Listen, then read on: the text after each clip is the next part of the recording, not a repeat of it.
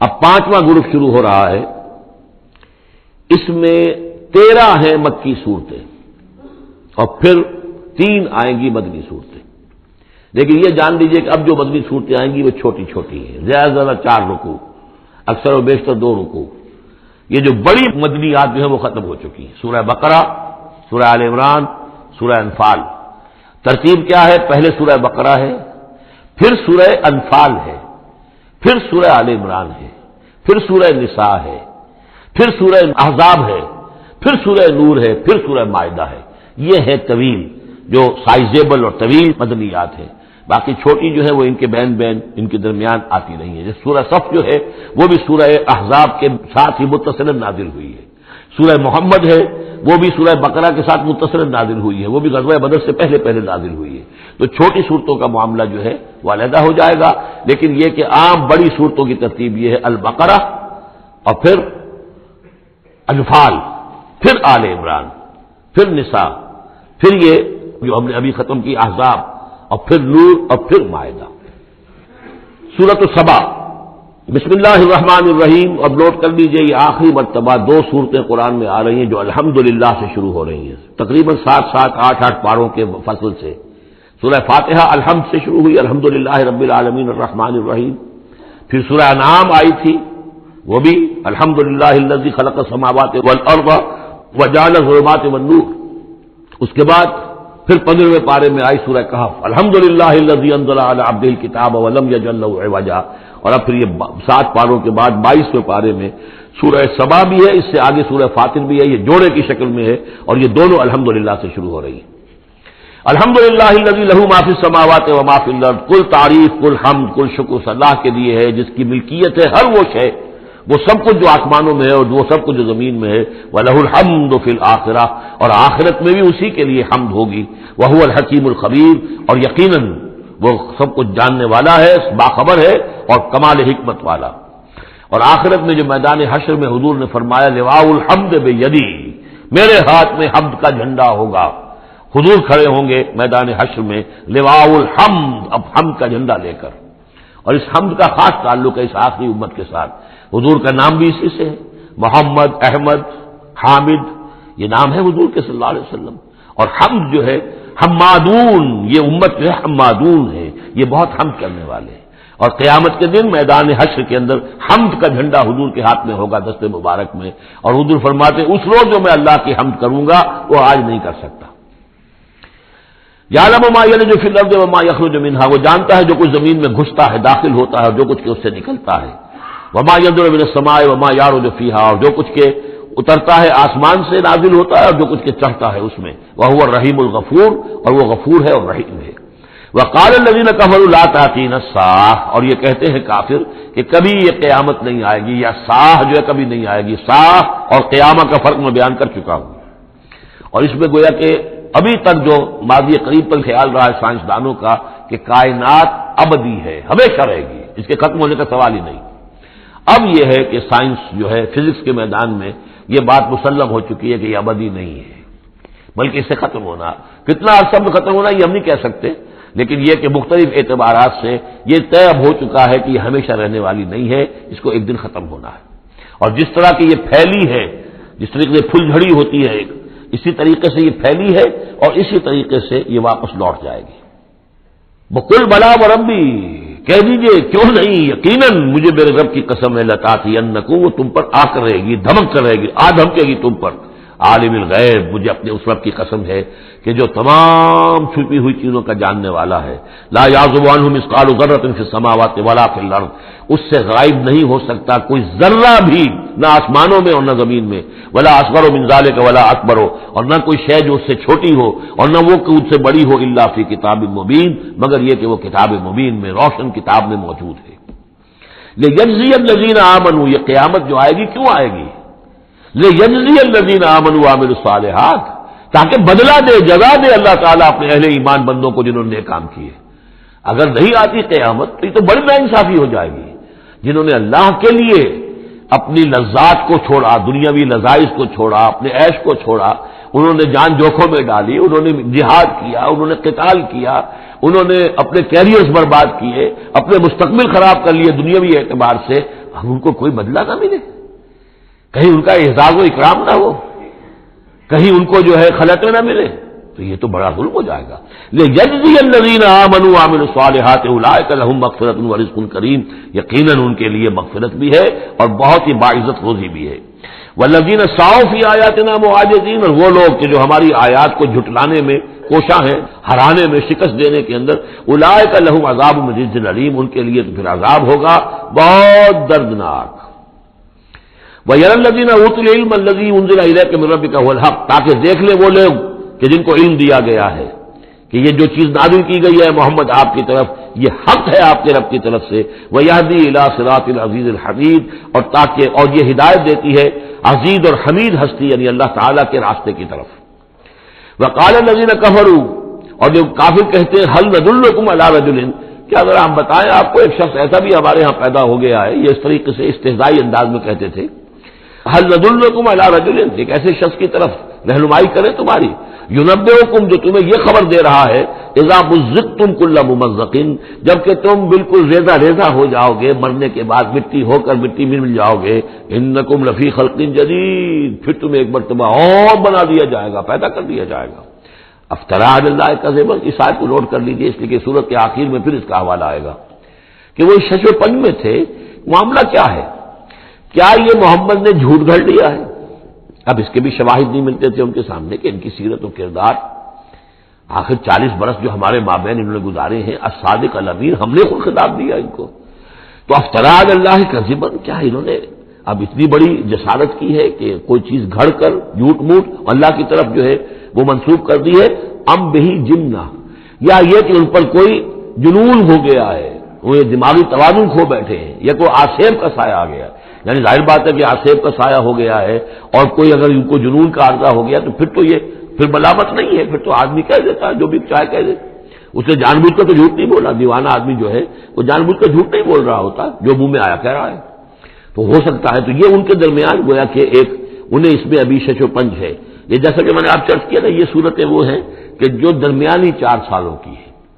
آخر میں آ کر جو بھی وہ پوری طرح پولرائزیشن ہو گئی تھی وہ تو ہم پڑھ چکے ہیں، 14 جمع 2 16 صورتیں تقریباً، ان میں سے ایک نکال دیجیے سورہ ہجر، تو 15 صورتیں وہ ہیں کہ جو آخری 4 سال جو ہیں آپ کے قیام مکہ کے اس دور کے ہیں،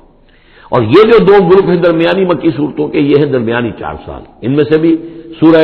شعراء کو نکال دیجئے کہ وہ ابتدائی دور کی صورت ہے، باقی یہ تقریباً سب کی سب وہ صورتیں۔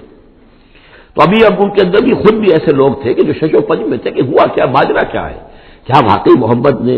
اتنے سچے صادق الامین انسان نے جھوٹ گھڑ لیا؟ یہ بات بھی کوئی سمجھ میں نہیں آتی، اور کیا ان کو اوپر کوئی دیوانہ پنتاری ہو گیا ہے، کوئی جنون کا عرصہ ہو گیا، یہ اس کے بھی شواہد نظر نہیں آ رہے۔ بل الذین لا یؤمنون بالآخرۃ فی العذاب، بلکہ یہ وہ لوگ کہ جو آخرت پر یقین نہیں رکھتے وہ عذاب میں آئے ہوئے ہیں، ان کی جان اس ضیق میں پھنس گئی ہے، وہ دلال ہے، اور وہ اس میں یعنی گمراہی کے اندر پڑ گئے ہیں بڑی دور کی، اور ان کی سمجھ میں جو بات آ نہیں رہی ہے، اگر آخرت کا انہیں یقین ہوتا تو یہ بات ان کو سمجھ میں آ جاتی۔ افلم یروا الی ما بین ایدیہم وما خلفہم، تو کیا انہوں نے دیکھا نہیں جو کچھ ان کے سامنے ہے اور جو کچھ ان کے پیچھے ہے، من السماء والارض، آسمانوں اور زمین میں سے۔ سامنے کیا ہے؟ آپ کائنات کو دیکھتے ہیں، یہ سب آپ کے سامنے ہے، پیچھے کیا ہے؟ تاریخی شواہد جو ہیں وہ آپ کے پیچھے ہے، تو یہ جو ایام اللہ کے ذریعے سے تذکیر ہوتی ہے یہ ہے پیچھے، اور جو آلاء اللہ سے جو تذکیر ہوتی ہے یہ ہے سامنے کی شے۔ تو انہوں نے کیا دیکھا نہیں؟ ان نشاء نخسف بہم الارض، اگر ہم چاہیں تو ان کو زمین میں دھسا دیں، اور نسقط علیہم کسفا من السماء، اور اگر ہم چاہیں تو ان پر آسمان کا کوئی ٹکڑا گرا دیں۔ ان فی ذلک لآیۃ لکل عبد منیب، یقیناً اس میں نشانی ہے ہر اس شخص کے لیے، ہر اس بندے کے لیے جو اللہ کی طرف رجوع کرے۔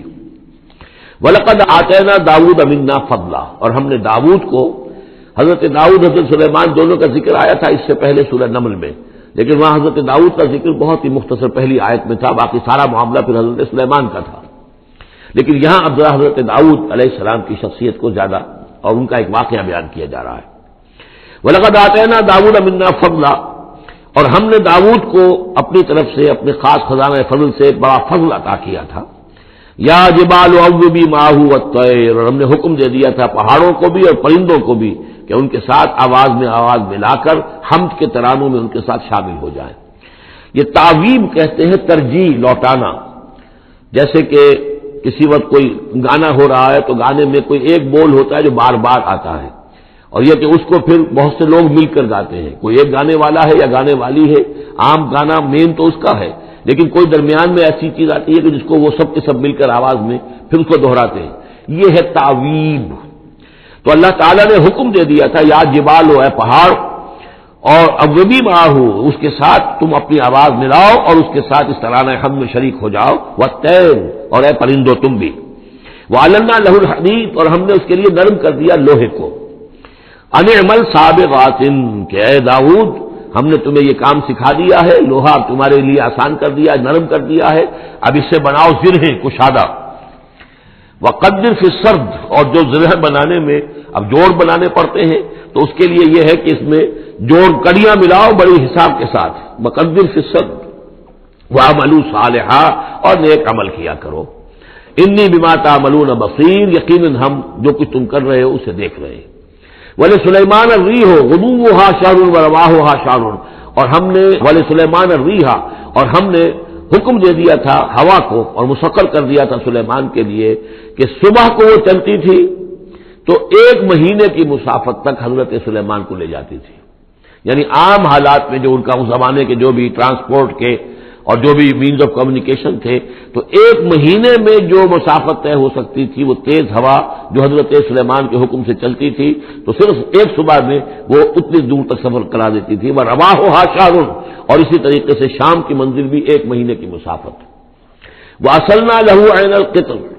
اور ہم نے اس کے لیے جاری کر دیا تھا ایک چشمہ پگھلے ہوئے تانبے کا، وَمِنَ الْجِنِّ اور جنات میں سے ہم نے ان کے تابع کر دیے تھے، مسخر کر دیے تھے، مَن يَعْمَلُ بَيْنَ يَدَيْهِ جو ان کے سامنے مشقت کرتے تھے، مزدوری کرتے تھے، ان سے کام لیتے تھے حضرت سلیمان بِإِذْنِ رَبِّهِ اپنے رب کے اذن سے،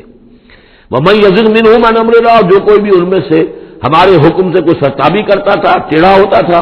نُذِقْهُ مِنْ عَذَابِ السَّعِيرِ ہم اس کو عذاب دکھاتے تھے، بہت جلا دینے والا عذاب، یعملون لہ اور یہ شیاطین یہ جن جو کیا کرتے تھے ان کے لیے، یعملون لہ ما یشاء ہر عمل کرتے تھے اور وہ چیزیں بناتے تھے جو وہ چاہتے تھے، من محاریب بڑی بڑی عمارتیں بناتے تھے، بتماثیل بڑے بڑے مجسمے بناتے تھے۔ اب یہ تماثیل کا بنانا جو ہے شریعت محمدی میں حرام ہو چکا ہے، لیکن یہ کہ معلوم ہوتا ہے کہ اس وقت تک اس کے اندر حرمت نہیں تھی۔ جفان کا جواب اتنے بڑے بڑے کڑھائے ہوتے تھے لگن کہ جیسے کہ وہ تالاب ہے، اور قدور الراسیات اور اتنی بڑی دیگیں ہوتی تھی جو ہل نہیں سکتی کہیں، بس وہ مستقل طور پر چولہوں کے اوپر رکھ دی گئی تھی۔ اس قسم کی دیگ سنا ہے کہ اجمیر شریف میں ہے، وہاں جو شیخ معین الدین اجمیری رحمۃ اللہ علیہ کا جو مزار ہے تو وہاں وہ دیگیں ہیں بہت بڑی بڑی، جن کے اندر جو ہے وہ تو پھر انسان اس کے اندر داخل ہو کر پھر وہاں سے بھر بھر کے وہ لوگوں کو دیتے ہیں، اس لیے کہ وہاں جو ہجوم ہوتا ہے تو اس کے لیے اتنا بندوبست وہاں کیا گیا ہے۔ تو ایک نشانی اگر کسی کو دیکھنی ہو تو وہاں جا کر دیکھ لیں، لیکن حضرت سلیمان کے لیے یہ جنات کے ذریعے سے اللہ تعالیٰ نے یہ سارا کام فراہم کر دیا تھا۔ اعملوا آل داؤد شکرا اے داؤد کے گھر والوں، کیونکہ حضرت داؤد کے بیٹے حضرت سلیمان، تو ان سے کہا جا رہا ہے عمل کرو اور احسان مان کر ہماری نعمتوں کا حق ادا کرتے ہوئے، وقلیل من عبادی شکور اور واقعہ یہ ہے کہ میرے بندوں میں سے شکر کرنے والے کم ہی ہیں۔ فلما قضینا علیہ الموت جب ہم نے ان پر موت طاری کر دی، ما دلہم علی موتہ تو ان جنات کو اس کی موت کی خبر نہ ہو سکی، نہیں مطلع کیا اس کی موت پر جنات کو، الا دابۃ الارض مگر یہ جو گھن ہے دیمک، اس نے زمین کا کیڑا، تاکل من ساتہ کہ وہ کھا گیا اس کو، وہ جو عصا تھا جس کو ٹیک لگا کر حضرت داؤد کھڑے تھے، جان قبض ہو چکی ہے، انتقال کر گئے لیکن وہ کھڑے رہے وہاں پر، اور جب وہ عصا جو ہے وہ دیمک چٹ کر گئی اور وہ عصا گرا ٹوٹا اور پھر حضرت سلیمان کا جسد جو ہے وہ گرا تو انہیں معلوم ہوا۔ فلما خرّا تو جب وہ گر پڑے، تبینت الجن تو اب معلوم ہو گیا جنات کو، اللہ کانوا یعلمون الغیب اگر انہیں علم غیب حاصل ہوتا، ما لبثوا فی العذاب المہین تو وہ اس عذاب مہین میں نہ رہتے اتنے عرصے تک، وہ یہی سمجھ رہے تھے کہ یہ کھڑے ہوئے ہیں سلیمان، لہذا جو بھی کام جو لگا رکھا ہے وہ کام کر رہے ہیں۔ لقد کان لسبع فی مسکنہم آیہ اسی طرح قوم سبا کے لیے بھی ان کے مسکن میں ان کے وطن میں ہماری ایک نشانی تھی۔ یہ قوم سبا یمن میں آباد تھی اور ان کے ہاں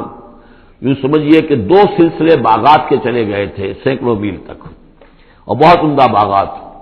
پہاڑی علاقہ ہے، بہت بند بنائے تھے انہوں نے، اور یہ کہ یہ تقریباً 800 قبل مسیح کے زمانے میں یہ بند بنائے گئے ہوں، حضرت مسیح سے 800 برس قبل، اور ایک بہت بڑا بند تھا سد معارب۔ لیکن یہ کہ پھر اس قوم کے اندر ناشکری پیدا ہوئی، پھر جو بھی ہوتا ہے زوال اخلاقی اور دینی مذہبی جو آیا، اس کے نتیجے میں اللہ تعالیٰ نے اسی بند کا جو ہے ان کے اوپر سیلاب، جیسے خدا نہ خواستہ آج بھی کوئی بڑا ڈیم جو ہے اگر ٹوٹ جائے تو کیا ہوگا، کیا قیامت آئے گی، کس تیزی کے ساتھ پانی آئے گا اور کتنی اونچی پانی کی دیوار جو ہے وہ آئے گی، اس طرح کا عذاب آیا اور بہت ہلاک کر دیے گئے۔ اور یہ کہ پھر اس کے بعد جو ہے وہ باغات نہ رہے، بلکہ وہاں پر بس صرف جیسے جنگلوں میں ہوتا ہے کچھ یہ پیلو اور وغیرہ چیزیں جو ہوتی ہیں، ڈیلے، یہ جھاڑیوں میں لگ جاتی ہیں کچھ چیزیں، اور میکسیمم یہ کہ کچھ بیگ باقی رہ گئے، باقی ساری نعمتیں اللہ نے ان سے سلب کر لی، کیونکہ انہوں نے شکر نہیں کیا، انہوں نے ناشکری کی۔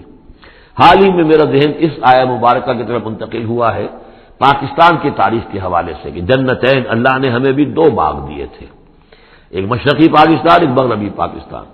لیکن جو صورتحال ہوئی ہے اور کتنی خوشحالی تھی ابتدا میں دونوں جگہ، اور اب کیا حال ہے دونوں جگہ، تو اس کے اندازہ کر لیجئے ایک ہلکے درجے میں وہی ہے کہ فیہ ذکرکم، ہمارا ذکر جو ہے وہ کہیں نہ کہیں موجود ہے، بشرطے کہ ہم قرآن کو پڑھتے ہوئے اس کے بین السطور بھی پڑھنے کی کوشش کریں۔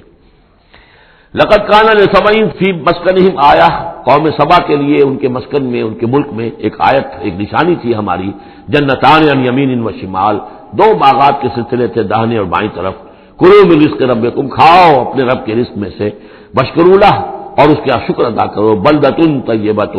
تمہاری یہ بستیاں بہت پاکیزہ ہیں، ورب غفور، اور تمہارا رب جو ہے بہت ہی بخشنے والا ہے۔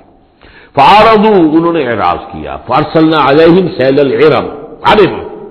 پھر ہم نے ان کے اوپر بہت زور کا سیلاب چھوڑ دیا، وبدلناہم، اور ہم نے پھر بدل دیے بجنتیہم، ان کے ان 2 باغات جن میں ہر طرح کے انواع و اقسام کے پھل تھے، ان کی جگہ پر جنتین، 2 ایسے باغ، ذوات اوکل خمط، کہ کچھ کسیلے قسم کے اس میں کچھ پھل ڈیلے وغیرہ جو ہو جاتے ہیں جھاڑیوں کے اندر، وہ اصل اور جھاؤ، وشیء من سدر قلیل، تھوڑا سا بس اگر کچھ رہ گیا تھا وہاں پر تو وہ تھی اگر کوئی اچھی چیز تو وہ کچھ بیر تھوڑے سے، ذالک جزیناہم، یہ ہم نے ان کو بدلہ دیا بما کفروا، ان کے کفران نعمت کی وجہ سے، وہل نجازی الا الکفور، اور ایسا برا بدلہ ہم دیتے ہیں صرف انہی کو کہ جو ناشکرے ہوں، وجعلنا بینہم وبین القری التی بارکنا فیہا۔ اصل میں یہ ایسٹ ویسٹ ٹریڈ کا جو میں نے آپ کو بتایا معاملہ کہ یہ قریش کی اجارہ داری رہی ہے اس کے اوپر، اس سے پہلے اس قوم سبا کے پاس تھا یہی معاملہ۔ قوم سبا جو یمن میں یہ آباد تھے اور ان کا یہ سرسب شاداب علاقہ بھی تھا، بہت خوشبویات یہاں پیدا ہوتی تھی اور ہر طرح کی بڑی آسودگی تھی، بہت پرانے زمانے کے جو کچھ سیاح ہیں انہوں نے حالات بھی لکھے ہیں، تو اس حوالے سے لیکن یہ جو مشرق و مغرب کی ٹریڈ پوری ان کے پاس تھی، یعنی ہند چینی، ہندوستان چین، یہ سارا مشرق سے سارا سامان جو آتا تھا تجارتی وہ یمن کے ساحل پر آ گیا، ادھر یورپ سے سارا سامان جو آیا مرچنڈائز وہ آ گیا فلسطین کے ساحل پر، میڈیٹرینین کو کراس کیا فلسطین کے ساحل پر آ گیا۔ اب ان 2 پوائنٹس کے درمیان جو ہے ان کے قافلے جاتے تھے،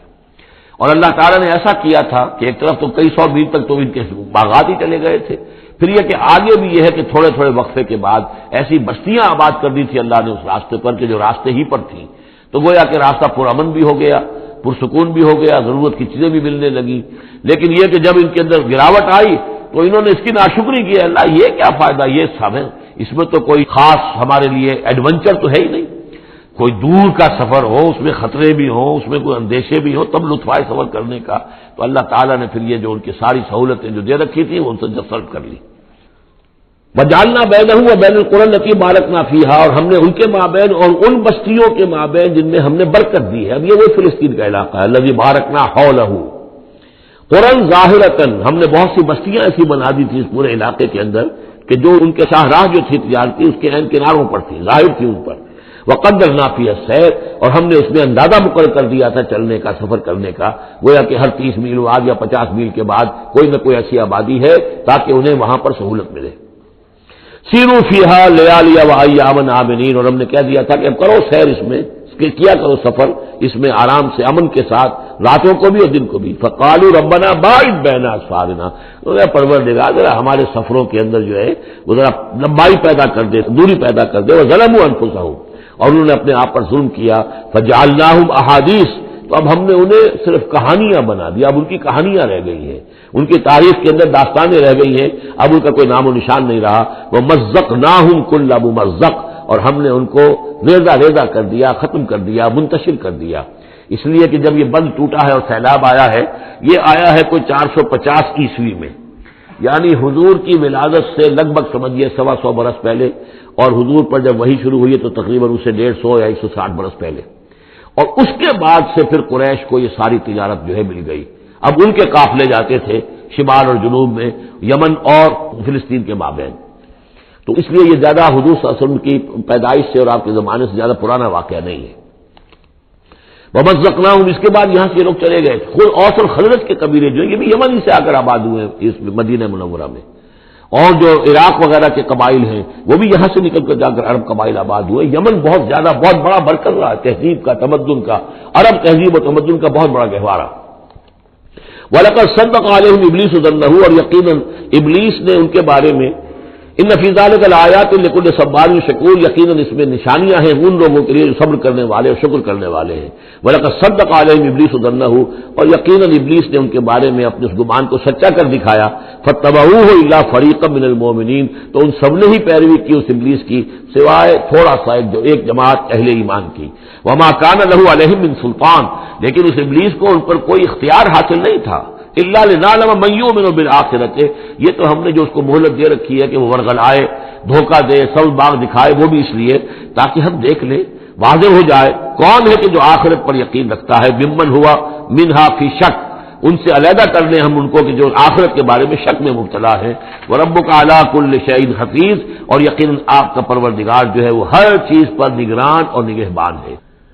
قل ادعوا الذين زعمتم من دون الله لا يملكون مثقال ذرة في السماوات ولا في الأرض وما لهم فيهما من شرك وما له منهم من ظهير.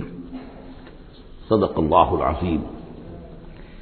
اے نبی، ان مشرکین سے کہیے کہ پکارو جن کو بھی تم نے گمان کیا ہے کہ وہ اللہ کے سوا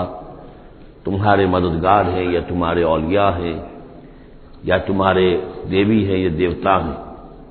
لا یملکون مثقال ذرۃ فی السماوات ولا فی الارض، انہیں کوئی اختیار حاصل نہیں ہے ایک ذرے کے ہم وزن بھی، نہ آسمانوں میں نہ زمین میں. ما لہم فیہما من شرک، ان کا کوئی شرک جو ہے ان کا کوئی ساجھا نہیں ہے، کوئی شریکہ نہیں ہے زمین اور آسمان کے معاملے میں اللہ کے ساتھ. وما لہ منہم من ظہیر، اور نہیں ہے ان میں سے کوئی بھی اللہ کا مددگار. یہ ایک دوسری شکل ہے کہ اللہ تعالیٰ کے بارے میں ایک گمان تو یہ تھا کہ اس کے کچھ پیارے اور لاڈلے ایسے ہیں کہ جن کی بات وہ نہیں ٹال سکتا، چاہے وہ بیٹیاں ہیں، انہوں نے فرشتوں کو اللہ کی بیٹیاں قرار دیا، یا یہ کہ اور اولیاء اللہ ہیں یا اور ہیں بزرگ ہستیاں ہیں، تو ان کی سفارش سے ہم بچ جائیں گے. اور دوسرا ایک تصور یہ بھی رہا ہے اس مشرکانہ پورے اوہام کے سلسلے میں کہ ایک اللہ تو ہے بہت بڑا اللہ، وہ تو سب سے قابو یافتہ ہے، سب سے اوپر ہے، اس کائنات کا خالق مالک تو وہی ہے، لیکن اس نے چھوٹے اپنے نائبین رکھے ہوئے ہیں. یعنی یہ جو ان کا ذہن تھا کہ آخر ایک چھوٹی سی مملکت بھی ہوتی ہے تو بادشاہ کے کچھ ایسے منصبدار بھی تو ہوتے ہیں. وہ سپہ سالار بہت بڑا ہے، فوجی لیڈر ہے، تو اس کے چھوٹے چھوٹے اس کے جو اور آفیسرز ہیں اور جو اس کے جو بھی سالار ہیں، تو آخر ان کا بھی کچھ عمل دخل ہوتا ہے. تو اللہ نے اپنی اس عظیم کائنات میں کچھ اختیارات تقسیم کیے ہوئے ہیں اپنے نائبین کو، جو اس پوری کائنات کا انتظام چلانے میں اس کے مددگار ہیں. یہ تصور جو ہے نائبین سلطنت کا، یہ بھی ان کے ہاں موجود تھا، اور یہ زیادہ تر ہندوستان کی جو مائتھولوجی ہے اس میں یہی ہے، دیوی دیوتا. اصل میں اس تصور میں اور ایمان بالملائکہ میں بڑا باریک سا فرق ہے، لیکن یہ باریک سا فرق جو ہے مردی اور نامردی، قدم فاصلہ دارت زمین و آسمان کا فرق واقع ہو جاتا ہے. ہم بھی مانتے ہیں کہ فرشتے ہیں، یہ کارندے ہیں اس کائنات کے، یہ اللہ کی اس کائناتی حکومت کے سول سروس ہے. ان میں سے کسی کے پاس اختیار کوئی نہیں ہے، وہی کرتے ہیں جس کا حکم ملتا ہے. لہذا ان میں سے کسی کو پکارا نہیں جائے گا، ان سے دعا نہیں کی جائے گی، ان سے استدعا نہیں کی جائے گی، استغاثہ نہیں کیا جائے گا، استمداد نہیں کی جائے گی، کچھ نہیں. پکارو اللہ کو. اللہ آپ کی تکلیف کو رفع کرنے کے لیے کسی کو بھیج دے، فرشتے کو بھیج دے، بغیر کسی فرشتے کو بھیجے وہ قادر ہے کہ وہ آپ کی تکلیف رفع کر دے. ان لوگوں نے یہ سمجھا کہ ان کو جب اللہ نے بنا رکھا، یہ ملائکہ کا ایمان جو ہے بگڑ کر یہ شکل اختیار کر گیا کہ جب اللہ نے ان کے ذمے بڑے بڑے کام لگا رکھے ہیں تو یقیناً کچھ اختیارات بھی دیے ہیں، اور پھر ان کا ساجھا ہے، انتظام کے اندر وہ شریک ہے، اس کی نفی ہو رہی ہے۔ وما لہم فیہما من شرک وما لہ منہم من ظہیر، ان میں سے کوئی بھی ایسا نہیں ہے کہ جو اس کا مددگار ہو۔ ولا تنفع الشفاعۃ عندہ، اور اس کے ہاں شفاعت جو ہے مفید نہیں ہوگی الا لمن اذن لہ، مگر اسی کے حق میں جس کے لیے کہ اجازت دی گئی ہو۔ حتی اذا فزع عن قلوبہم، جب اللہ تعالیٰ فرشتوں کو کوئی حکم بھیجتا ہے تو اس اللہ تعالیٰ کی عظمت کی وجہ سے اور جلالت کی وجہ سے ان کے اوپر بھی ایک طرح کی دہشت طاری ہو جاتی ہے۔ پھر جب وہ دہشت ان کے دلوں سے ہٹتی ہے، قالوا ماذا قال ربکم، تو ایک دوسرے سے پوچھتے ہیں آپ کے رب نے کیا فرمایا، کیا حکم ہے، کیا نئی بات آئی ہے۔ قالوا الحق، وہ کہتے ہیں جو کچھ فرمایا وہ حق ہے، وهو العلی الکبیر، اور وہ بہت بلند و بالا ہے، فرشتوں کا بھی معاملہ یہ ہے اس کے ساتھ، اور الکبیر ہے، بہت بڑا ہے۔ قل من یرزقکم من السماوات والارض، ان سے پوچھئے کہ کون ہے جو تمہیں رزق پہنچاتا ہے آسمانوں سے اور زمین سے۔ قل اللہ، کہیے کہ اللہ۔ وَإِنَّا أَوْ إِيَّاكُمْ لَعَلَىٰ هُدًى أَوْ فِي ضَلَالٍ مُّبِينٍ، اور یا ہم اور یا آپ لوگ یا تو ہدایت پر ہیں یا کھلی گمراہی میں ہیں، یعنی یا تو ہم ہدایت پر ہیں تو آپ کھلی گمراہی میں ہیں، اور اگر آپ ہدایت پر ہیں تو پھر ہم کھلی گمراہی میں ہیں، یعنی یہ دونوں چیزیں جو ہے ڈائگنلی اپوزٹ ہیں، بعد المشرقین ہو چکا ہے ہمارے عقیدے میں اور تمہارے عقیدے میں۔ قل لا تسألون عما اجرمنا، ان سے کہہ دیجئے کہ تم سے سوال نہیں کیا جائے گا ہمارے جرائم کے بارے میں، تمہارے خیال میں ہم جرم کر رہے ہیں، ہم نے غلط چیزیں گھڑ لی ہیں، ہم نے تمہارے حقیقی معبودوں کی نفی کر دی ہے، ہم جو کر رہے ہیں کہ ہماری وجہ سے کنبے تقسیم ہو گئے، یہ ہمارے جرائم ہیں۔ لا تسألون عما اجرمنا، جو جرم ہم نے کیے ہوں گے، یعنی جس کو اس کو اپنے لفظ استعمال کر رہے ہیں، حکمت تبلیغ ہے کہ اپنی طرف جرم کی نسبت کہہ رہے ہیں جو کہ ان کا کہنا تھا۔ لا تسألون عما اجرمنا ولا نسأل عما تعملون، اور ہم سے نہیں پوچھا جائے گا اس سے کہ جو آپ کر رہے ہیں، یہاں پر خاص طور پہ جرم کا لفظ نہیں لائے، یہ تاکہ یہ کہ ان کے اندر وہ عصبیت جو ہے بھڑکے نہ، کچھ سوچنے کے لیے اگر کسی شخص میں کوئی آمادگی ہے تو وہ غور کرے۔ قل یجمع بیننا ربنا ثم یفتح بیننا بالحق، کہہ دیجئے کہ ہمیں جمع کرے گا ہمارا رب ایک دن اور پھر فیصلہ کر دے گا ہمارے مابین حق کے ساتھ۔ وہو الفتاح العلیم، اور یقیناً وہی ہے فیصلہ کر دینے والا، اور فیصلہ بھی ہوگا بالبناء علم، جو سب کچھ جاننے والا ہے۔ قل ارونی الذین الحقتم بہ شرکاء کلا، کہیے ان سے ذرا دکھاؤ مجھے کون ہے وہ لوگ کہ جن کو تم نے ملا دیا ہے اللہ کے ساتھ شریک کی حیثیت سے، کوئی نہیں، بل هو اللہ العزیز الحکیم، تو ایک ہی اللہ ہے، خود العزیز ہے، اپنی ذات میں العزیز ہے، اس کی قدرت کسی اور کے بل پر قائم نہیں ہے، کسی اور کے سہارے پر نہیں ہے، کسی اور کی مدد کا وہ محتاج نہیں ہے، بلکہ وہ تو العزیز ہے اپنی ذات میں خود، اور الحکیم ہے کمال حکمت والا۔ وما ارسلناک الا کافۃ للناس بشیرا ونذیرا، اور اے نبی ہم نے نہیں بھیجا ہے آپ کو مگر تمام نوع انسانی کے لیے بشیر و نذیر بنا کر۔ یہ نوٹ کر لیجئے کہ واحد رسول اللہ کے محمد ہے صلی اللہ علیہ وسلم، جو تمام نوع انسانی کے لیے بھیجے گئے، اور یہ بھی ساتھ ہی آپ کے ذہن میں رہنا چاہیے کہ اس وقت بھیجے گئے ہیں کہ جب انسانی تمدن نے اتنی ترقی کر لی تھی اور ذرائع رسول رسائل ایسے اب ہو رہے تھے کہ تمام دنیا کو ایک دعوت پر جمع کیا جا سکے اور تمام دنیا تک ایک دعوت پہنچائی جا سکے۔ ظاہر بات ہے اس سے پہلے فزیکلی پاسبل نہیں تھا، لہذا جو بھی نبی اور رسول آپ سے پہلے آئے وہ اپنی اپنی قوموں کی طرف، اپنے اپنے علاقے کی طرف، وَإِلَىٰ ثَمُودَ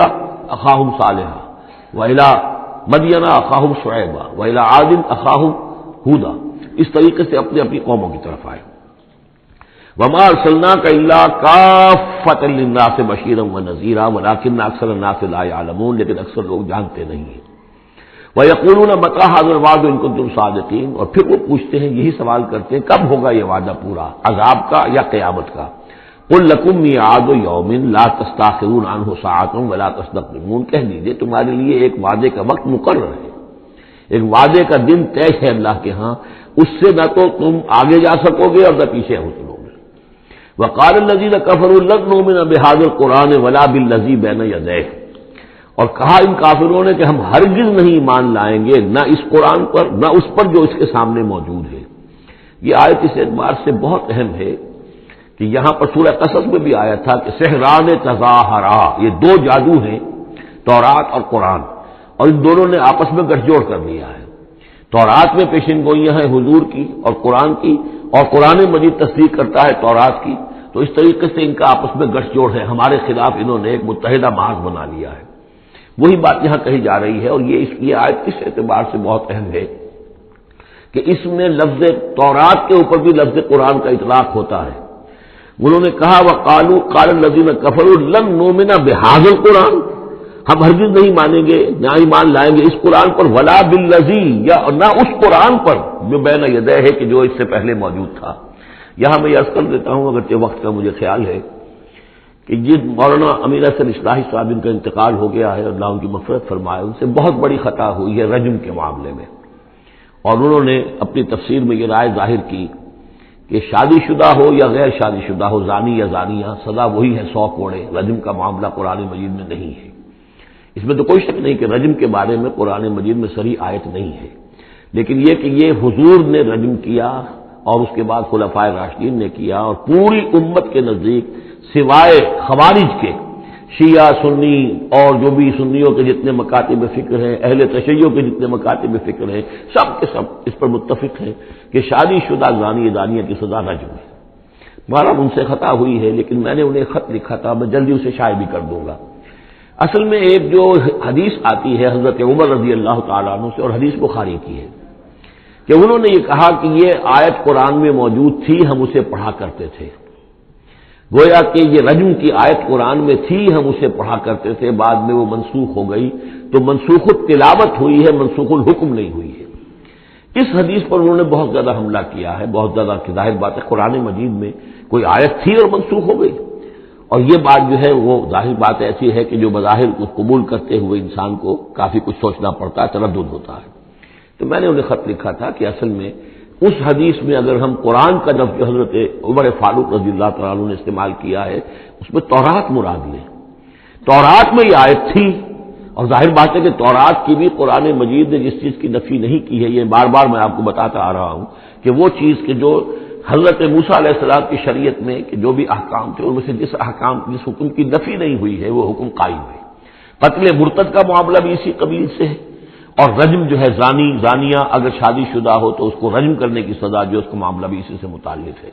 اور اس کے لیے دلیل یہ ہے کہ اس حدیث میں جو لفظ قرآن آیا ہے تو وہاں قرآن سے مراد اس قرآن کے بجائے وہ قرآن جو پہلے سے تھا۔ اور آپ کے علم میں ہوگا ایک واقعہ یہ بھی بیان کیا جاتا ہے، یہ حدیث ہے کہ ایک مرتبہ حضور کے سامنے حضرت عمر رضی اللہ تعالیٰ عنہ تورات لے کر آئے اور پڑھ رہے تھے، تو حضور کو غصہ بھی آیا، اور آپ نے فرمایا کہ اگر موسیٰ بھی اس وقت موجود ہوتے تو انہیں میری پیروی کرنی ہوتی۔ تو یہ بات بالکل صحیح ہے، جس چیز کا حکم قرآن میں آ گیا ہے اس کو تورات منسوخ نہیں کر سکتی، اور اس میں تورات کا کوئی اور حکم ہے تو اس کو ریفر کرنے کا یا اس کو کوٹ کرنے کا کوئی فائدہ نہیں ہے۔ لیکن یہ کہ قرآن مجید میں تورات کو بھی قرآن قرار دیا جا رہا ہے، اس اعتبار سے اگر حضرت عمر نے تورات کی آیت کے بارے میں اس حدیث میں اگر ہم یہ مان لیں کہ لفظ قرآن استعمال کیا ہے تو وہ سارا اشکال ختم ہو جائے گا۔ اس اعتبار سے یہ آیت بہت اہم ہے۔ وقال الذين كفروا، کہا ان کافروں نے، لن نؤمن بهذا القرآن، نہیں مانیں گے ہرگز ہم نہ اس قرآن کو، ولا بالذی بین یدیہ، نہ اس کو جو اس سے پہلے موجود ہے۔ ولو تری اذ الظالمون موقوفون عند ربهم، اور کاش کہ تم دیکھتے جب یہ ظالم کھڑے کیے جائیں گے اپنے رب کے سامنے، یرجع بعضهم الى بعض القول، اب یہ ایک دوسرے کے اوپر الزام ڈالیں گے، وہ ان کے اوپر ڈالے گا، وہ ان پر ڈالے گا۔ یقول الذین استضعفوا للذین استكبروا، تو جو لوگ پسماندہ تھے، دبے ہوئے تھے، کمزور تھے، وہ اپنے مستکبرین سے کہیں گے، اپنے چودھریوں سے، سرداروں سے، لولا انتم لکنا مومنین، اگر آپ لوگ نہ ہوتے تو ہم ایمان لے آئے ہوتے۔ وہ عوام الناس، جیسے کہ میں بارہا عرض کرتا رہا ہوں کہ یہ لوگ جو ہیں اپنے عوام کو حضور سے برگشتہ کرنے کے لیے کس کس طرح کی باتیں کرتے تھے۔ لولا انتم لکنا مومنین، یہ آج ہمیں روز بد دیکھنا نہ پڑتا، اگر آپ لوگ نہ ہوتے تو ہم ایمان لے آتے۔ قال الذین استكبروا للذین استضعفوا، جواباً کہیں گے وہ مستکبرین ان کمزوروں سے، اور نحن صددناکم عن الہدی، کیا ہم نے روکا تھا تمہیں ہدایت سے، بعد اذ جاءکم، جبکہ وہ تمہارے پاس آ گئی تھی، بل کنتم مجرمین، تم خود ہی مجرم تھے، تمہارے اندر ہی خباثت موجود تھی۔ وقال الذین استضعفوا للذین استكبروا، اور پھر جواب دیں گے وہ لوگ کہ جو دبے ہوئے تھے، جو پیچھے چلنے والے تھے، پسماندہ تھے، ان لوگوں سے جو مستکبرین تھے، بل مکر اللیل والنہار،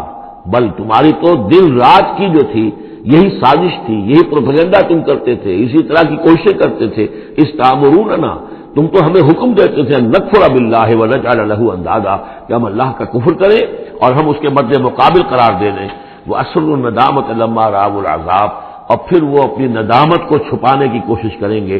جبکہ وہ عذاب کو دیکھ لیں گے. وجعلنا الاغلال فی اعناقہم، اور ہم نے ان کی گردنوں کے اندر طوق ڈال دیے ہیں الذین کفروا، ان منکروں کے. هل یجزون الا ما كانوا يعملون، اور انہیں بدلہ ملے گا اور بدلے میں وہی پائیں گے جو عمل کے انہوں نے کیے تھے.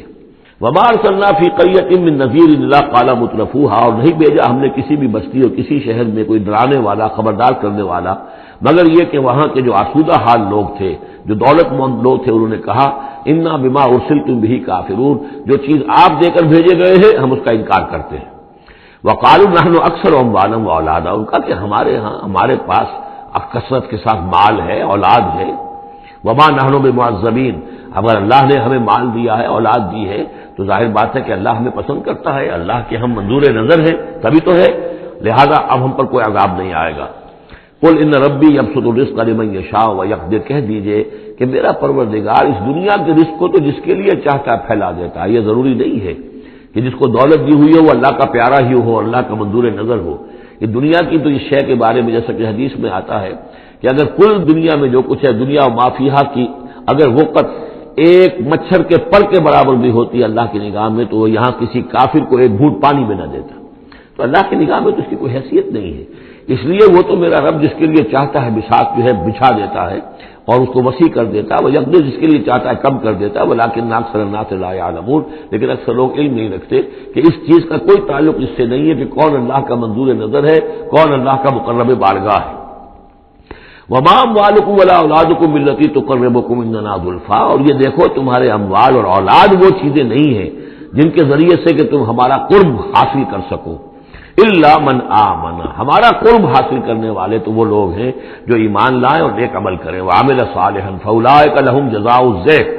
ان کو ملے گا دگنا بدلہ، دگنی جزا. بما عملوا وهم فی الغرفات آمنون، ان کے اعمال کا دگنا انہیں جزا ملے گی اور وہ اونچے جھروکوں کے اندر جو ہیں اور بالا خانوں کے اندر امن سے رہیں گے. والذین یسعون فی آیاتنا معاجزین، اور وہ لوگ جو بھاگ دوڑ کر رہے ہیں، جد و جہد کر رہے ہیں، کوشش کر رہے ہیں ہماری آیات کو شکست دینے کی، آیات کو ناکام بنانے کی. یہ آیات تو آ رہی ہے کہ ایمان ان کے ذریعے سے پھیلے اور لوگ جو ہیں وہ اندھیروں سے نکل کر روشنی میں آئیں، لیکن جو لوگ اس عمل کے راستے میں رکاوٹیں ڈالنے کے لیے بھاگ دوڑ کر رہے ہیں، اولئک فی العذاب محضرون، یہ وہ لوگ ہیں جو عذاب میں پکڑے جائیں گے اور عذاب میں لا کر حاضر کر دیے جائیں گے. قل ان ربی یبسط الرزق لمن یشاء من عبادہ، پھر کہیے یہی بات کہ میرا رب جو ہے اپنے بندوں میں سے جس کے لیے چاہتا ہے رزق کشادہ کر دیتا ہے، ویقدر له، اور جس کے لیے چاہتا ہے تنگ کر دیتا ہے یا ناپ تول کر دینے لگتا ہے. وما انفقتم من شیء فهو یخلفه، اور جو بھی کچھ تم خرچ کرتے ہو اللہ کی خوشنودی کے لیے، اللہ کی رضا کے لیے، وہ تمہیں لوٹا دیتا ہے. یعنی ایک تو اس کا اجر ہے، وہ تو آخرت میں ملے گا، 10 گنا ملے گا، 100 گنا ملے گا، 700 گنا ملے گا. ایک دنیا میں بھی اللہ تعالیٰ اس کا بدل تمہیں دے دیتا ہے. یعنی اس معاملے میں تنگ دل نہ ہو، جو کچھ تم دو گے اللہ کی راہ میں کیا پتہ ہے کہ اس سے کیسی کیسی برکتیں تمہارے مال میں پیدا ہو جائیں. اللہ تعالیٰ کے معاملات جو ہیں وہ یہ ہے کہ اس دنیا میں بھی وہ نقد بھی تمہیں اس کا جو ہے بدل دے گا. وہو خیر الرازقین، اور یقیناً وہ بہترین رزق دینے والا ہے. ویوم یحشرہم جمیعا، اور جس دن کہ وہ جمع کرے گا ان سب کو. ثم یقول للملائکۃ، اور پھر کہے گا فرشتوں سے، اہؤلاء ایاکم کانوا یعبدون، کیا یہ لوگ آپ لوگوں کو پوجتے رہے ہیں؟ آپ کو میری بیٹیاں قرار دیا تھا اور آپ کو پوجتے تھے. قالوا سبحانک انت ولینا من دونہم، وہ کہیں گے اللہ تیری ذات پاک ہے اور تو ہمارا ولی ہے، ان سے ہمارا کوئی سروکار نہیں، ان سے ہمارا کوئی تعلق نہیں، ہمارا تعلق تیری ذات سے ہے، تو ہمارا ولی ہے، ہمارا آقا ہے، ہمارا مالک ہے، ہمارا پشت پناہ ہے. بل کانوا یعبدون الجن، اصل میں تو یہ جنوں کی عبادت کرتے تھے. یہ اپنے خیال میں فرشتوں کی کر رہے تھے، حقیقت میں جنات کے ساتھ ان کا رابطہ تھا اور انہیں وہ مغالطہ تھا کہ وہ فرشتوں کے نام انہوں نے لے لیے. بل کانوا یعبدون الجن اکثرهم بهم مؤمنون، ان کی اکثریت جو ہے وہ جنات پر ایمان رکھتی تھی. فَالْيَوْمَ لَا يَمْلِكُ بَعْضُكُمْ لِبَعْضٍ نَفْعًا وَلَا ضَرًّا، تو آج کے دن تم میں سے کوئی کسی دوسرے کے لیے نہ کسی نفع کا اختیار رکھتا ہے اور نہ کسی ضرر کا. وَنَقُولُ لِلَّذِينَ ظَلَمُوا ذُوقُوا الْعَذَابَ النَّارِ الَّتِي كُنتُمْ بِهَا تُكَذِّبُونَ، اور ہم کہیں گے ان ظالموں سے، کافروں اور مشرکوں سے، اب چکھو آگ کے عذاب کا مزہ جس کو کہ تم جھٹلایا کرتے تھے. وَإِذَا تُتْلَىٰ عَلَيْهِمْ آيَاتُنَا بَيِّنَاتٍ، جب انہیں پڑھ کر سنائی جاتی ہیں ہماری روشن آیات، قَالُوا مَا هَٰذَا إِلَّا رَجُلٌ يُرِيدُ أَن يَصُدَّكُمْ، وہ کہتے ہیں کہ کوئی ایک انسان ہے، ایک مرد ہے، ایک شخص ہے، وہ چاہتا ہے یصدکم عما کان یعبد آباؤکم، وہ روکنا چاہتا ہے تمہیں ان سے کہ جن کو تمہارے آباء و اجداد پوجتے رہے ہیں۔ وقالوا ما ھذا الا افک مفترا، اور وہ کہتے ہیں کہ نہیں ہے مگر جھوٹ ہے، انہوں نے گھڑ لیا ہے، ایسے ہی بات جو ہے گھڑ لی ہے کہ مجھ پر وحی آ رہی ہے۔ وقال الذين كفروا للحق لما جاءوا من هذا الا سحر مبين، اور جو حق ان کے پاس آیا اس کو ان کافروں نے قرار دیا کہ یہ تو کچھ نہیں ہے سوائے جادو کے، کھلا جادو ہے۔ وما آتیناہم من کتب یدرسونھا، ہم نے انہیں کوئی کتابیں نہیں دی ہوئی کہ جس میں انہوں نے پڑھا ہو، یعنی ان کے پاس کوئی کتاب ہوتی جس میں لکھا ہوتا کہ یہ لات عزا منات یہ دیویاں ہیں، یہ دیوتا ہیں، ان کو ہم نے یہ اختیارات دیے ہیں، ذرا پیش کرو نا اگر کوئی کتاب ہے، کوئی صحیفہ ہے، کہیں ہے۔ وما آتیناہم من کتب یدرسونھا وما ارسلنا الیہم قبلک من نذیر، اور اے نبی آپ سے پہلے ہم نے ان کے ہاں کوئی خبردار کرنے والا نہیں بھیجا، 3000 سے اوپر سال گزر گئے کہ ان کے ہاں کوئی نبی نہیں آیا، کوئی رسول نہیں آیا۔ وَكَذَّبَ الَّذِينَ مِن قَبْلِهِمْ، اور جھٹلایا ان لوگوں نے جو ان سے پہلے تھے۔ وَمَا بَلَغُوا مِعْشَارَ مَا آتَيْنَاهُمْ، اور یہ تو جو کچھ ہم نے انہیں دیا تھا اس کے 10ویں حصے تک نہیں پہنچے، یعنی اس سے پہلے جو قومیں تھیں، قوم عاد، اس کو دبدبہ تھا، اس کو جو شان و شوکت تھی، ان قریش کو تو اس کا 10واں حصہ بھی حاصل نہیں ہے۔ فَكَذَّبُوا رُسُلِي، تو انہوں نے میرے رسولوں کو جھٹلایا، فَكَيْفَ كَانَ نَكِيرِ، تو پھر سوچ لو کہ میری پھر پکڑ اور میری سزا جو ہوئی وہ کیسے ہوئی۔ قل انما اعظکم، اس آیت کا تعلق ہے آیت نمبر 8 سے، جو شروع میں آیا تھا کہ کچھ لوگ کہتے تھے کہ مسئلہ کیا ہے، یعنی ہر طرح کے لوگ موجود تھے وہاں پر، ایسے لوگ بھی تھے کہ جو ابھی اس شش و پنجی میں تھے کہ معاملہ کیا ہے، کیا ان کا دماغی توازن کہیں بگڑ گیا ہے، کہیں کوئی جنون کا عارضہ ہو گیا ہے، یا یہ کہ یہ خود جان بوجھ کر جھوٹ بول رہے ہیں۔ تو جان بوجھ کر جھوٹ بولنا بھی کچھ سمجھ میں نہیں آتا، ان کی سیرت اور کردار، ان کی پوری زندگی جو ہے وہ تو اس کے ساتھ کوئی مطابقت نہیں رکھتی کہ اتنا بڑا جھوٹ بول دیں۔ کبھی چھوٹے سے چھوٹے معاملے میں کبھی جھوٹ نہیں بولا انہوں نے، اور صادق الامین کا خطاب تو ہم نے خود دیا انہیں۔ یہ کیسے ہو گیا، کیا ہوا؟ ابھی وہ اسی شش و پنج میں تھے، اب اس پر اللہ تعالیٰ کی طرف سے یہ بات آ رہی ہے، اور جیسا کہ میں ایک لفظ استعمال کیا کرتا ہوں کہ لوگوں کو آمادہ کیا جائے کہ وہ اپنے گریبانوں میں جھانکیں، ذرا غور کریں، سوچیں، کیونکہ اگر بغیر سوچے سمجھے جو بھی عصبیت جاہلی ہے، اپنی جو بھی روایات ہیں، اپنے جو بھی موروثی عقائد ہیں ان کی حمایت میں لڑ رہے ہیں، ذرا کسی طرح آمادہ ہو جائیں کہ سوچیں، غور کریں، اس کے لیے یہ آیات بڑی اہم ہے۔ قل انما اعظکم بواحدہ، اے نبی ان سے کہیے میں تمہیں ایک بات کی نصیحت کرتا ہوں، میری ایک بات مانو، ان تقوموا للہ مثنی و فرادا، تم ذرا تھوڑی دیر کے لیے رکو اللہ کے لیے اور اللہ سے دعا مانگو، مثنی و فرادا، دو دو یا ایک ایک، علیحدہ علیحدہ یا دو دو، ثم تتفکروا، پھر ذرا تم غور کرو، سوچو، ما بصاحبکم من جنہ، تمہارے جو یہ ساتھی ہیں، یہ محمد جو ہے صلی اللہ علیہ وسلم، ان کے اندر کوئی جنون کا عارضہ نہیں ہے، انہیں کوئی دماغ ان کا خراب نہیں ہوا ہے، کہیں کوئی آسیب کا سایہ نہیں، ان کی زندگی دیکھو بڑی منضبط زندگی ہے، بڑی پاک اور صاف زندگی ہے، ستھری زندگی ہے، ان کے معمولات کو دیکھو، کوئی شخص جس سے جنون کا عارضہ ہو جائے تو اس کے کچھ اور شواہد بھی تو ہوتے ہیں۔ ان ہوا الا نذیر لکم بین یدی عذاب شدید، وہ نہیں ہے سوائے اس کے کہ وہ تو ایک خبردار کرنے والے ہیں تمہارے لیے ایک عذاب کے آنے سے پہلے پہلے، بین یدی عذاب شدید، ایک بہت سخت سزا کے آنے سے پہلے پہلے تمہیں خبردار کرنے والے ہیں، اس کے علاوہ ان کی کوئی حیثیت نہیں۔ قل ما سألتکم من اجر، اے نبی ان سے ایک بات اور کہیے، میں نے تم سے کوئی اجرت طلب نہیں کی۔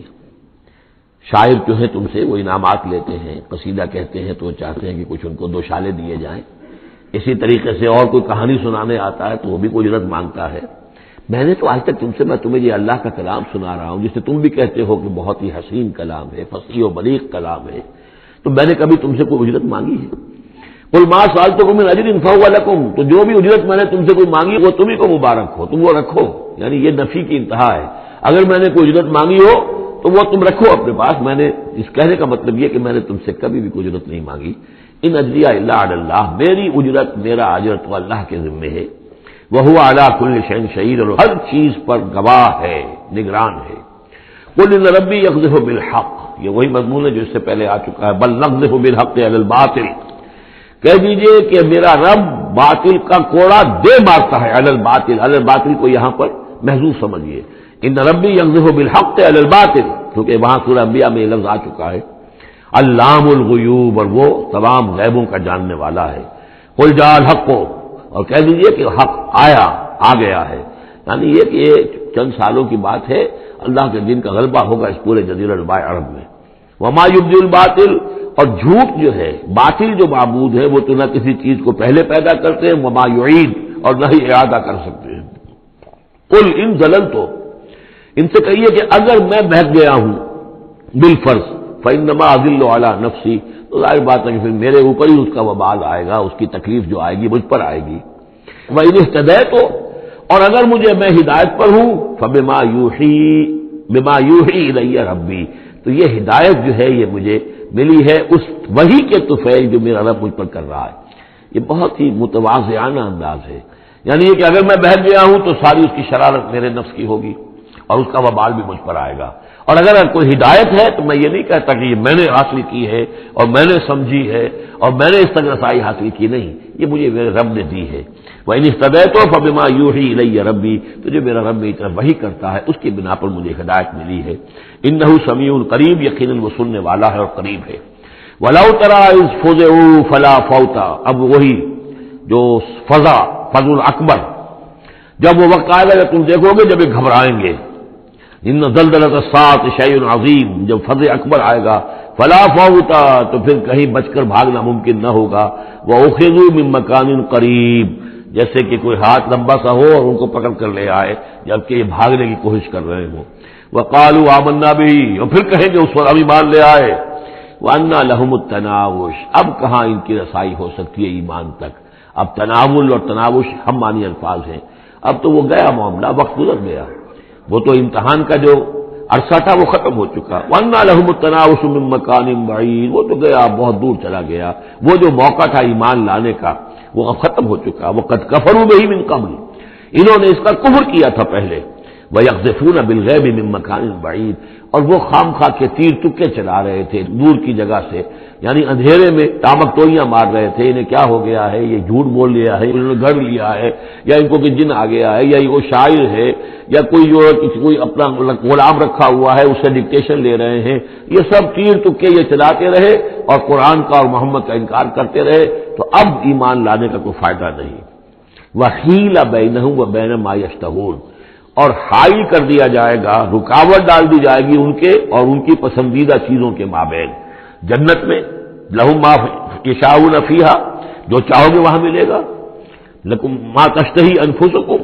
جو بھی تمہاری جی چاہیں گے، جتنی بھی چیزیں انسان کو مرغوب ہے سب جنت میں فراہم کی جائیں گی، لیکن اب یہ لوگ دور کر دیے گئے، محروم کر دیے گئے۔ وحیل بینہم وبین ما یشتہون، جو بھی ان کی پسندیدہ چیزیں ہیں اب ان سے یہ محروم کر دیے گئے اور دور کر دیے گئے۔ کما فعل باشیاعہم من قبل، جیسے کہ ان کے ہی طریقے پر چلنے والے جو اور قومیں اور گروہ تھی جس طریقے سے ان کا حشر ہو چکا ہے۔ انہم کانوا فی شک مریب، وہ لوگ بھی ایسے ہی تھے کہ جو شک میں پڑے رہے اور ان کے دماغوں میں دغدغے ہی جنم لیتے رہے اور شکوک و شبہات ہی میں رہے اور حق کی طرف آ کر اس کی تصدیق کرنے کی توفیق انہیں نصیب نہیں ہوئی۔ بارک اللہ لی و لکم فی القرآن العظیم ونفعنی وإیاکم بالآیات والذکر الحکیم۔